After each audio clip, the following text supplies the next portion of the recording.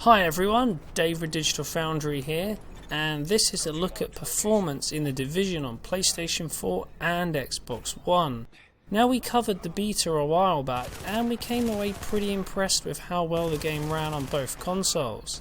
Indeed, a locked 30 FPS was present on PlayStation 4, and Xbox One handed in very similar metrics too, with only the occasional dropped frame.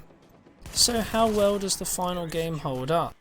To be honest, there's not a huge amount of difference between this and a beta. In terms of resolution, we see PlayStation 4 hand in native 1080p throughout, while on Xbox One dynamic resolution scaling is still in effect. Indoor areas and less demanding scenes see the game operate natively in 1080p, but when we move outside or in more complex locations, resolutions do tend to drop slightly.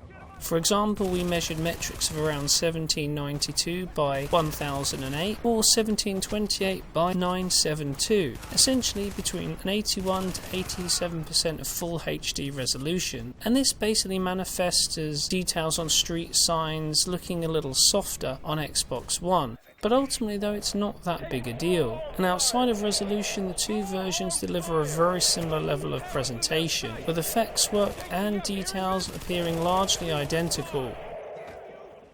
Okay, so how does performance fare in the finished game then? Well, it's very much like we saw in the beta. PS4 hands in a locked 30 FPS for most of the time. There's an occasional, or should I say extremely rare, dropped frame, but nothing that you'll even remotely be able to pick up in gameplay. The action remains smooth and very consistent throughout. Meanwhile, on the Xbox One side of things, during combat and when exploring outdoor areas, we see a mostly locked 30 FPS as well. There's an occasional dropped frame or tear, but this happens very rarely. On the other hand, cutscenes are slightly less stable. Now, there are no problems here on PlayStation 4, where frame rates are indeed locked, but on Xbox One we do see some stutter at times, such as in this particular sequence here, caused by tearing and some dropped frames.